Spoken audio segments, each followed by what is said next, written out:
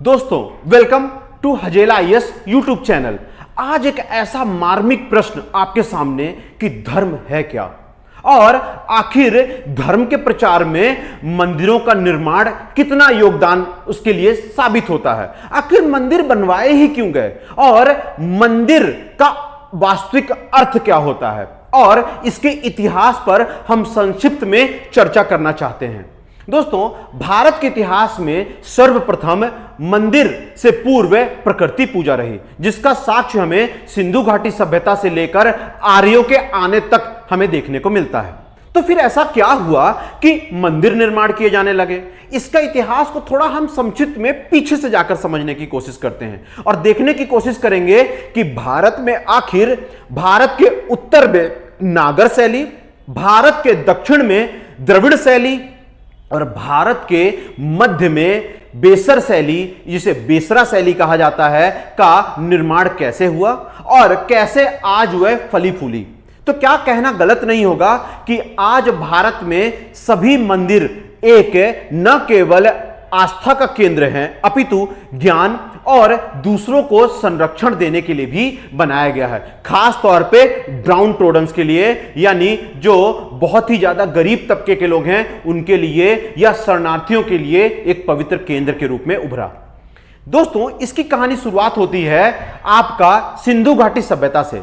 सिंधु घाटी सभ्यता में लोगों ने जिस भी प्रकृति की शक्तियों को समझने में असफल रहे या प्राकृतिक आपदाओं के डर से उन्होंने प्रकृति पूजा की, जिसमें प्रमुख अग्नि, वायु, वरुण, इतना ही नहीं उन्होंने इंद्र को पूजा। बाद में कालांतर में धीरे धीरे कर यही प्रकृति पूजा मूर्ति पूजा में परिवर्तित हो गई और आते आते मौर्य काल तक हमने यह देखा कि विधर्मी संप्रदाय के लिए रॉक कट केव टेंपल बनाए जाने लगे और कहा जा सकता है शिलाओं को काट कर मंदिर का निर्माण करवाया गया। तो क्या यह वास्तविकता में मंदिर रहे? दोस्तों, मंदिर निर्माण वह होता है जिसे संरचनात्मक टेंपल कहा जाए, यानी स्ट्रक्चरल टेंपल कहा जाए।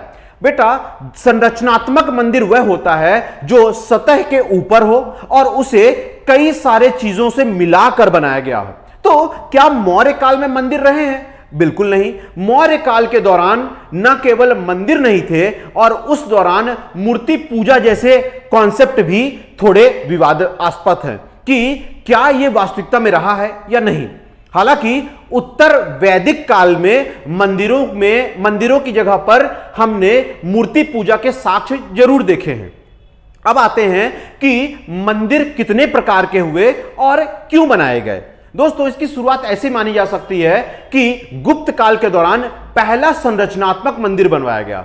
गुप्त काल वही पीरियड है जब सबसे प्रारंभिक नागर शैली के मंदिर बनवाए गए। तो दोस्तों, नागर शैली है क्या वास्तविकता में? नागर शैली वह है जिसमें आप देख पा रहे होंगे कि पंचायतन स्टाइल में मंदिर निर्माण किया जाना, यानी पंचायतन शैली का अर्थ होता है मुख्य में गर्भगृह होना, यानी प्रमुख मंदिर का होना और छोटे छोटे 4 श्राइन्स का उसके चारों दिशाओं में होना। इसे कहा जाता है पंचायतन शैली, जिसमें मुख्य गर्भगृह के जस्ट ऊपर शिखर पाया जाता है, शिखर के ऊपर अमलक, कलश और देन पताका होता है। मंदिर के सामने आपका मंडप होता है। इस तरीके के कई सारे मंडप बनाए गए थे कई कार्यों के लिए। जैसे कई सारे मंडपों को कहा जाता था वाहन मंडप, दूसरा अर्ध मंडप, अम्मा मंडप, यानी अम्मा मंडप का अर्थ होता है जहां पर भोजन करवाया जाए। अर्ध मंडप वो होता है जहां देवदासियां नृत्य किया करती थीं, यानी भक्ति, पूजा पाठ आदि किया जाता था। यह संरचनात्मक पाई जाती है आपका नागर शैली में। परंतु नागर शैली में कहीं पर भी चारों तरफ मंदिर को फोर्टिफाइड नहीं किया जाता था, यानी किलाबंदी नहीं की जाती थी। इतना ही नहीं, नागर शैली में कहीं पर भी जलकुंड नहीं पाए जाते और ना ही गोपुरम पाया जाता है। इसके पीछे भारत की भौगोलिक दशा है। दोस्तों, उत्तर भारत का जो मैदान है वो गंगा और उसकी सहायक नदियों के द्वारा बनाए गए जलोढ़ मृदा का क्षेत्र है और यही कारण है कि वर्षा ऋतु में बहुत आसानी से पानी रिस करके नीचे चला जाता है और किसी भी मंदिर के अंदर नलकूप या कुआं बनाकर बहुत ही इजीली पानी अवेलेबल हो जाता था। इसीलिए उत्तर भारत में कहीं पर भी मंदिरों के अंदर वाटर टैंक नहीं मिलता, और उत्तर भारत सपाट भूभाग होने के कारण किसी प्रकार के जंगली जानवरों के भी डर के बिना इसीलिए यहां पर किसी प्रकार का फोर्टिफाइड नहीं किया जाता और ना ही किसी प्रकार का गोपुरम बनाया जाता है। इतना ही नहीं, नागर शैली के अगर प्रमुख साक्ष्यों के बारे में बात करें तो गुप्त वंश में सबसे प्रथम अगर मध्य प्रदेश की बात करते हैं तो नचना कुठार मंदिर जो कि पार्वती मंदिर है और पन्ना जिले में है। वहीं भारत का सर्वप्रथम अगर हम बात करें नागर शैली के मंदिर में तो दशावतार टेम्पल देवगढ़ झांसी में है। दोस्तों, इसके बाद अगर हम दक्षिण भारत की तरफ बात करें तो दक्षिण भारत में द्रविड़ शैली के मंदिर बने और जिनका निर्माण करने का श्रेय पल्लव वंश को जाता है, और खास तौर पे पल्लव वंश के नंदीवर्मन स्टाइल, आपका मामल्ला स्टाइल, राजसिम्हा स्टाइल, ये 3 अलग अलग पल्लव साम्राज्य के शासक रहे हैं जिन्होंने रॉक कट से लेकर यानी मंडपों से लेकर या रथों से लेकर किस प्रकार से बहुत भव्य भव्य गोपुरमों का निर्माण किया, यह देखा जा सकता है। तो दोस्तों, अगर हम संक्षिप्त में समझने की प्रयास करें कि द्रविड़ शैली है क्या, तो द्रविड़ शैली में जैसा कि हमने कहा कि इस शिखर की जगह पर विमान हुआ करता था, वहां कलश, अम्लक और पताका जैसा कॉन्सेप्ट नहीं रहा। इन तीनों को मिलाकर शिखर कहने लगे। इतना ही नहीं, दक्षिण भारत में बहुत भव्य गोपुरम बनाए जाने लगे और चारों तरफ से मंदिर को फोर्टिफाइड किया जाने लगा, यानी उसकी घेराबंदी करना चालू कर दिया। क्यों? क्योंकि वहां की भूमि में किस तरीके से बनी हुई है, अगर उसके ज्योग्राफिकल फीचर को समझें तो वह एक प्रकार का आग्नेय चट्टान से बना हुआ है, और आग्नेय चट्टान कठोर होती है, लावा से बनी हुई, और यही कारण है कि वर्षा ऋतु परकोलेट होकर या निच्छालन होकर धरातल के नीचे नहीं जाती। और इसीलिए उसी मंदिरों के अंदर ही जलकुंड बनाया गया ताकि उस जलकुंड का इस्तेमाल मंदिर के दैनिक क्रियाकलापों के लिए प्रयोग किया जा सके। तो द्रविड़ शैली में जहां बहुत सारे मंडपों के बारे में जानकारी प्राप्त होती है, वहीं जैसे उदाहरण के रूप में कल्याण मंडप जो विवाह के लिए होता था, अम्मा मंडप जो भोजन के लिए किया जाता था, अर्ध मंडप जहां आपका देवदासी प्रथा देखने को मिलती है, वहीं आपका वाहन मंडप जहां पर वाहन सभी देवी देवताओं के वाहन पाए जाते थे। इतना ही नहीं, दक्षिण भारत में जो गोपुरम हुआ करता था, गोपुरम यानी विशाल द्वार जो हुआ करता था, उसकी रक्षा करने के लिए यक्ष और यक्षिणी की प्रतिमा भी देखी जा सकती है।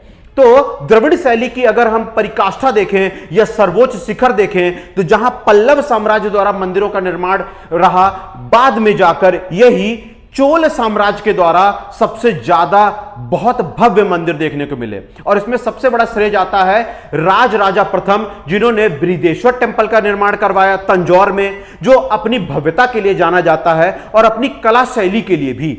इतना ही नहीं, राजेंद्र चोल द्वारा गंगईकोंडा चोलपुरम का मंदिर जो बहुत ज्यादा प्रसिद्ध रहा। वहीं राजराजा द्वितीय द्वारा ऐरावतेश्वर टेम्पल जो दारासुरम में बनाया गया, दोस्तों यह भी बहुत प्रसिद्ध रहा।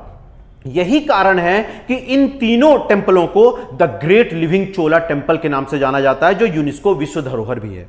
अब आते हैं दोस्तों बेसर शैली।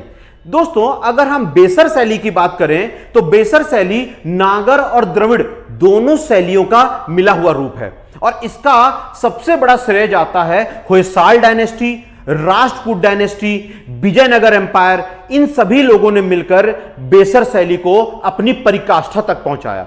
उदाहरण के तौर पे पट्टादकल का मंदिर समूह कहा जा सकता है, हेलाबिडू, बेलूर और मठ, बेलूर टेम्पल और रथ टेम्पल को समझा जा सकता है। इनकी खासियत यह रही है कि संपूर्ण भारत में सबसे जटिल और सबसे मुलायम चट्टानों से बनाए जाने मंदिर की कला है। इनके मंदिर कला में एक खासियत पाई जाती है कि अगर उसे ऊपर यानी ऊपर से देखा जाए मंदिर के, तो वो स्टार नुमा आकृति के यानी तारा नुमा आकृति के दिखते हैं। यही कारण है इसे स्टेटाइट स्ट्रक्चर भी कहा जाता है। दोस्तों, हमने बहुत संक्षिप्त में नागर शैली, बेसर शैली और द्रविड़ शैली को देखा। अब देखते हैं कि इनके कोई प्रकार भी रहे हैं। दोस्तों, नागर शैली का एक बहुत प्रसिद्ध प्रकार रहा है खजुराहो टेम्पल।